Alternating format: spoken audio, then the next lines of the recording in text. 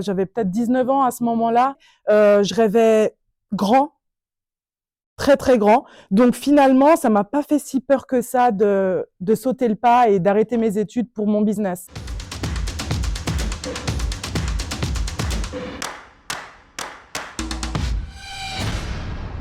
Johanna, bonjour. Salut. Enchantée. On va parler de toi aujourd'hui, bien sûr, parce que beaucoup de gens, finalement, en tout cas plus qu'on pourrait l'imaginer peut-être d'un premier abord, te connaissent, au moins de nom, la Fripajo, ça Ouais. parle. On allait rencontrer des gens justement un petit peu dans Genève pour leur parler de toi, pour voir s'ils avaient des questions à te poser en tant que créatrice de mode, styliste. Et figure-toi que la Fripajo, Johanna aussi, ça Mhm. parle aux gens. Avant de te présenter, est-ce que tu t'y attendais à ça un petit peu ou pas? Est-ce que ça te surprend ou c'est quelque chose qui commence justement à être un petit peu Alors c'est vrai récurrent? que sur Genève, je sais que je commence à me faire connaître parce que forcément Genève c'est quand même assez petit, on se sait, on se connaît un peu tous entre nous. En tout cas tous ceux qui sortent un petit peu dans la scène un peu artistique, on se connaît Ouais. un petit peu tous. Donc non, ça m'étonne pas que certaines personnes doivent s'identifier peut-être à ce que je fais. Et puis finalement à toi, ta personnalité aussi, parce que on va te présenter, on va parler de toi bien sûr et d'où tu as commencé. Euh, donc Johanna Bender, Oui, née à Genève, c'est ça, née à Genève. exactement. Tu réseau en tout cas Oui, en 2019 oui, exactement, avec une friperie en ligne. carrément. Qu'est-ce qui s'est Donc passé? c'est ma cousine en fait qui m'a donné le nom de ma page Instagram, La Fripe à Jo. J'ai commencé avec elle d'ailleurs. On a voulu faire un vide dressing en commun entre cousines parce qu'on avait pas mal d'affaires à la maison et puis on aimait bien justement réunir. En fait, c'était un petit peu, on va dire, l'excuse parfaite pour réunir nos potes et puis faire un événement entre nous. D'ailleurs, ça a super bien fonctionné ce premier vide dressing et j'en ai fait plusieurs par la suite. On s'est dit que c'était indispensable d'avoir une page Instagram pour réunir, on va dire, toutes les personnes qui nous suivaient à travers ce projet-là et pour pouvoir communiquer les autres dates de vide-dressing. Donc, ça a débuté à ce moment-là. Tu étais étudiante à l'université, Oui. encore il y a peu de temps. Tu étudiais quoi? Est-ce que il y avait un lien avec la mode ou pas du Alors tout? rien à voir, c'était pas forcément l'université, mais c'est plus une haute école. Oui. Donc moi j'ai toujours eu un cursus scolaire assez normal en fait. Donc je suis rentrée en haute école de social. C'est un milieu que je connais depuis toute petite parce que j'ai toujours été dans les maisons de quartier, etc. Mhm. Et puis j'adore les gosses. Euh, donc voilà, je voulais être animatrice dans une maison de quartier. Ok. Et puis c'est vrai que j'aimais ça, mais qu'à moitié, quoi. Je sentais que c'était pas ce que je voulais faire de ma vie. Et ma page Instagram a pris de l'ampleur de plus en plus. Donc, à la première occasion, j'ai voulu arrêter pour me consacrer à mon business qui commençait gentiment à grossir. Donc c'était un pari quand même au final de se dire j'arrête même si tu te sentais pas forcément à la place où tu devais être. Oui, mais il y a aussi un peu une forme d'insouciance. J'avais quoi? J'avais peut-être 19 ans à ce moment-là. Forcément, on nous dit que on me sauçait grave à cette époque-là en mode ah c'est trop bien ce que tu fais, etc. Un peu comme maintenant, mais c'était mes débuts et c'était la première fois qu'on me sauçait autant. Ok. Donc je m'imaginais déjà une carrière de fou. Je me disais voilà dans 2-3 ans je pourrais vivre seule et puis vivre de mon business machin. Donc j'étais hyper hypée. Je rêvais grand, très très grand. Donc finalement, ça m'a pas fait si peur que ça de sauter le pas et d'arrêter mes études pour mon business. Ok, c'était Ouais, comme finalement quelque chose qui devait arriver, coûte que ouais, coûte en fait, hein. c'est ça. Ouais. Parce que quand on se sent pas à sa place là où on est, généralement, on a justement ce regain de se dire on va aller là vers où on veut être, même si à la rigueur c'est une prise de risque, ce qui était Carrément. le cas. Et aujourd'hui, quand on voit l'ampleur de la fripageau, parce que ça a pris un chemin un peu différent maintenant, il n'y a plus le côté fripe Ouais, uniquement, c'est de la création. c'est ça. On connaît tes sacs Oui. avec là pour le coup les ballons. Ouais. C'est un petit peu, en tout cas, quand on t'identifie d'un premier abord, euh, ce à quoi on pense tout de suite, hein. Mhm. C'est Les l'idée. basket bags, ouais. Exactement. Comment c'est né l'idée de créer des sacs à partir de ballons, en l'occurrence par exemple de basket? Ouais. Alors moi, je les appelle les basket bags. Je trouvais que le jeu de mots était pas mal, mais je fais aussi des sacs avec n'importe quel type de Oui, c'est ballon. pour ça, ouais. Ouais. Ballon de football américain, même avec des balles de tennis. On peut pas mettre grand-chose à l'intérieur, mais voilà, c'est un élément de mode assez sympa qui complète la collection. Et en fait, il faut savoir que c'est pas moi qui ai créé le concept. Le concept D'accord. des sacs à main à base de ballons de sport existe depuis des années. Mais vraiment, je me suis renseignée hein, pour voir un petit peu qui l'avait créé et comment ça s'est fait. J'ai jamais eu vraiment trop de réponses, mais je sais que à l'époque de nos parents, par exemple, Mmh. on pouvait voir dans les défilés de Yves Saint Laurent déjà un début de sac à main fait avec des ballons de foot, par exemple. Ouais. Donc voilà, c'est pas moi qui ai créé le concept. On va dire que j'ai repris l'idée et je l'ai transformée un peu à ma sauce. Donc ça venait de quelque chose qui existait déjà. Ouais. Par contre, pas forcément très populaire, parce que c'est vrai que c'est pas ce qu'on voit partout. Là, aujourd'hui, on identifie vraiment ça à finalement la fripe à Joe. En Suisse, En ouais, Suisse, exactement, c'est tout de suite, tiens, la fripe à Joe, ouais. même sur Genève, hein, et on y est allé justement pour des questions et tu verras un peu plus tard, mais c'est vraiment identifié à toi. Qu'est-ce qui, qu'est-ce qui finalement te donne les idées qui t'inspirent justement pour aller jusqu'à la création? Parce que tu es passé de la fripe au départ, comme Mhm. tu nous expliques, à finalement quelque chose qui relève un peu du stylisme et de la création. Ouais. Qu'est-ce qui a été la transition? Qu'est-ce qui... Je pense que c'était une envie de montrer que j'existais. Depuis toute petite, j'ai cette envie de vouloir être une star. Tu sais, quand t'es petit et tout. Moi, je me souviens que je m'inscrivais dans des agences de comédie pour monter sur scène, etc. Enfin, je pense que j'ai toujours voulu être au devant de la scène et qu'on me reconnaisse. Euh, donc, à ce moment-là, c'était le Covid. Je crois Mhm. qu'on était en 2021, il me semble. Et puis, ça me fonctionnait bien, cette histoire de vide dressing, machin, mais je voulais plus. Je voulais vraiment être reconnue pour ma créativité et puis un truc un peu plus personnel que des vide dressing. Je comprends. Donc voilà, c'est venu à ce moment-là. Et puis voilà, période de Covid, on était tous enfermés chez nous. Donc forcément, j'avais tout le temps pour y réfléchir. Et un jour, je me suis dit, je prends un stylo, je prends une feuille et je vais noter sur cette feuille tous les éléments que j'ai besoin pour créer ce sac si unique. Donc ça a débuté si simplement comme ça. J'ai reçu mon matériel peut-être 2, 3 semaines après et j'ai commencé à faire mes premiers basket bags. Et là, les réseaux sociaux, ils jouent un rôle, j'imagine, très important Ouais, complètement. pour faire sa publicité, pour aussi gagner en notoriété.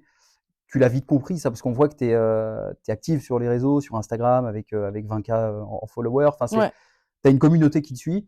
Tu as tout de suite su que c'était de toute façon indispensable. Tu l'as tout de suite compris, tu l'as mis en place tout de suite, ou au Je l'ai début, tout de c'était un suite peu vu. dans ton entourage perso et... Non, je l'ai tout de suite vu parce que j'ai fait cet Instagram-là pour communiquer à travers mes vide dressing. Donc, j'ai vu que c'était indispensable pour que les gens puissent savoir quand c'était, où c'est, etc.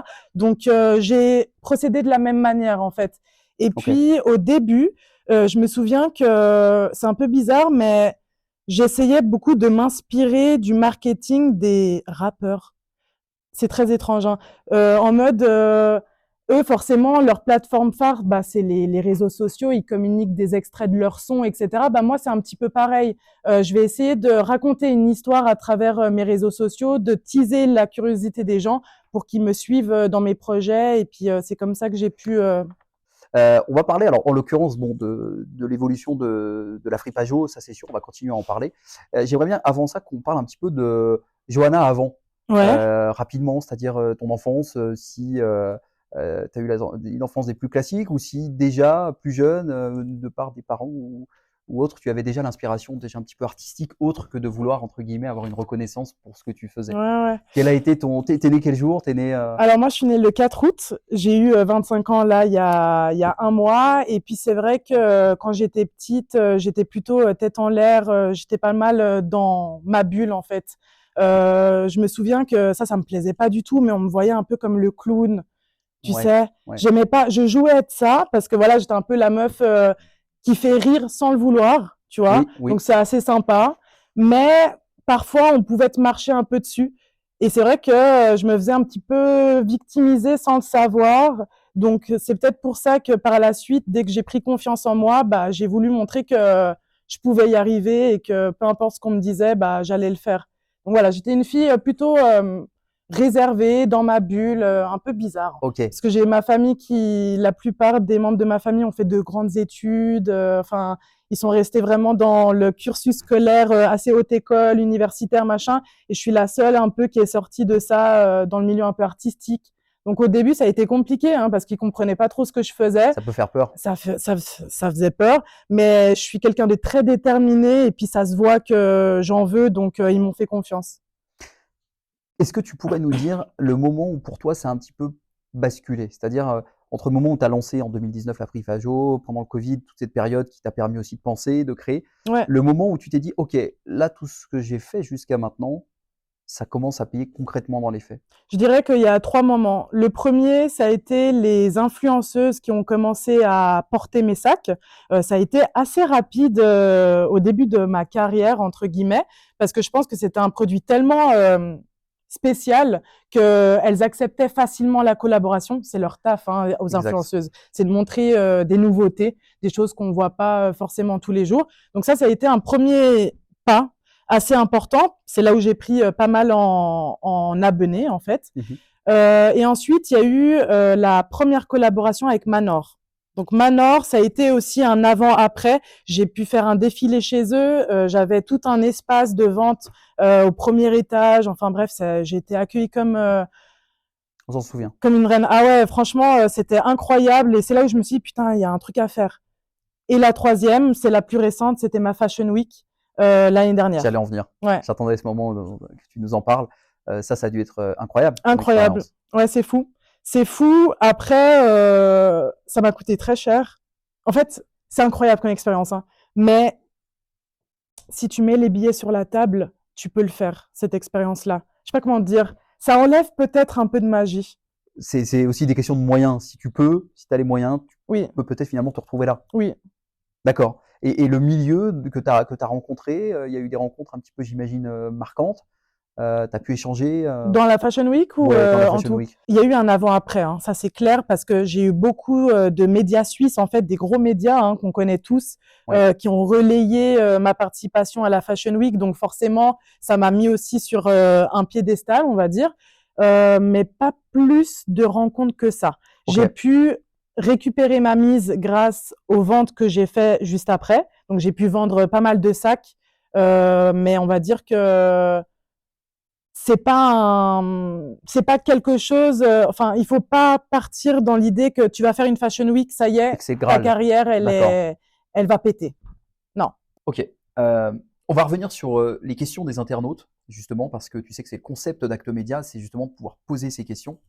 Et on est allé à la rencontre des gens dans Genève pour, voir un petit peu ce qu'ils avaient, comme questions à te poser, et pour le coup, on a eu, des personnes qui ont beaucoup axé leurs questions sur l'entrepreneuriat, sur, la façon d'entreprendre et le mindset qui va faire que tu vas rester focus malgré les difficultés. Ça a vachement interpellé les gens, comme, Anaëlle justement, qui, a 34 ans, qui elle fait un travail des plus classiques, bureau, 8h-17h, mais qui a toujours eu ce truc en elle de se dire: «Si un jour j'avais le courage, je me lancerais seule».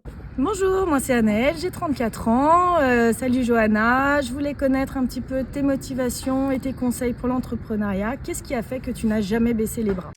Alors, je pense qu'on a tous cette force en nous de s'accrocher à un projet et de le finir. On doute souvent sur nos capacités, voilà, on peut parfois être imprimé de mauvaises pensées et puis lâcher nos projets.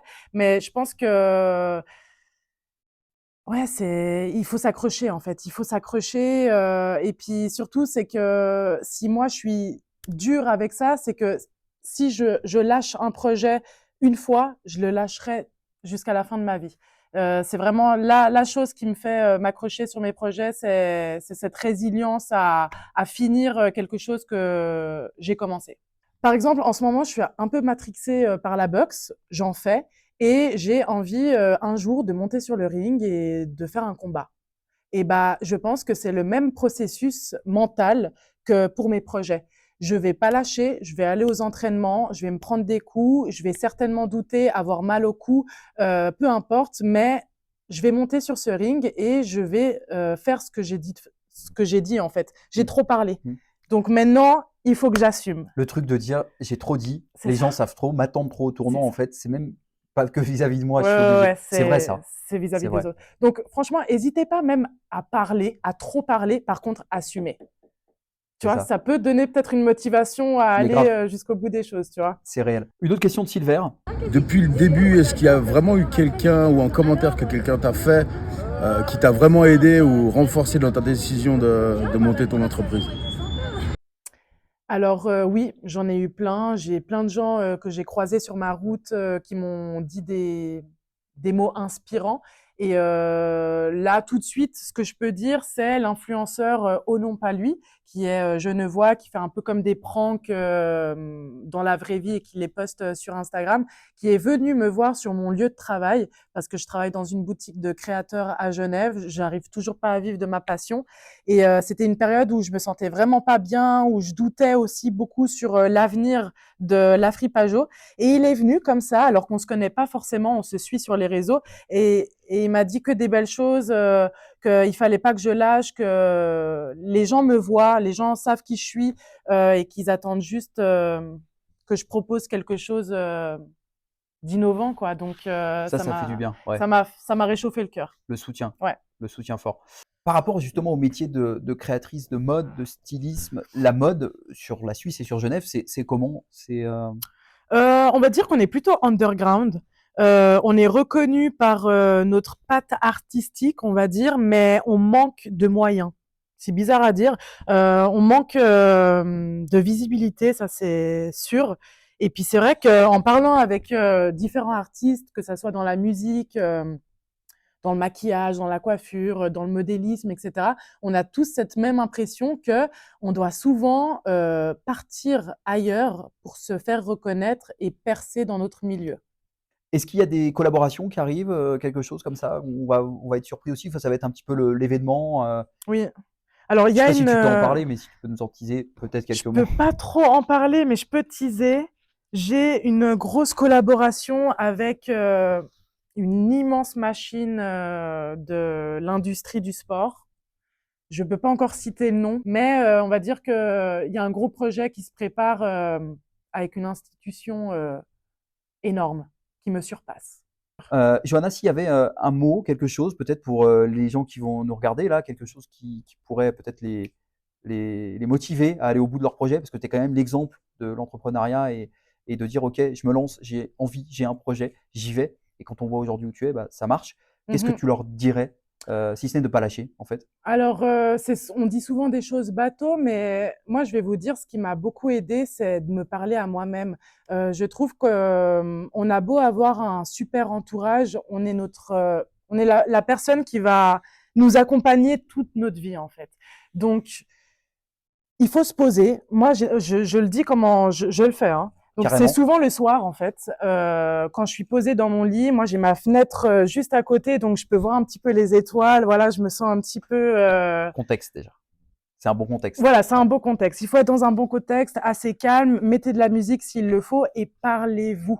Peut-être citer votre prénom. C'est se le dire, Johanna, Johanna, Johanna. Voilà, vous vous appelez en fait. Vous vous appelez. Euh, euh, Et parlez-vous, faites le point sur votre situation. Voilà, qu'est-ce que je veux faire? Comment est-ce que je peux mettre des choses en place pour arriver à mes objectifs? Faire le bilan, en fait. C'est important de se poser, souffler un petit peu, faire le bilan, de s'écouter, de s'aimer. Enfin, De s'aimer aussi, de se faire confiance. complètement, De dingue, parce qu'on est tout seul complètement. finalement. Moi, ça m'arrive des fois, je me prends dans les bras. Je me prends dans les bras et j'ai comme une chaleur enfin, ça arrive très rarement, hein, Mais c'est mais fort, c'est fort. des fois ça m'arrive. Je me prends comme ça et c'est comme si je me parlais à moi-même. C'est comme s'il y avait deux personnes en moi. Je sais pas comment dire. C'est Je comme vois un très bien. dialogue en Je vois fait. très bien. Et ça, c'est des moments très très forts qui te marquent et qui te font grandir. Et puis c'est même le début d'un déclic aussi parfois. Merci Johanna d'avoir été avec nous en tout cas. Avec Un grand vrai plaisir de plaisir. t'avoir reçu. Et à très bientôt et bien sûr tout de bon comme on dit. C'est On se gentil. revoit très vite en tout cas. Ouais, je croise les doigts. Merci à vous de m'avoir suivi. Merci de m'avoir invité. Avec grand plaisir.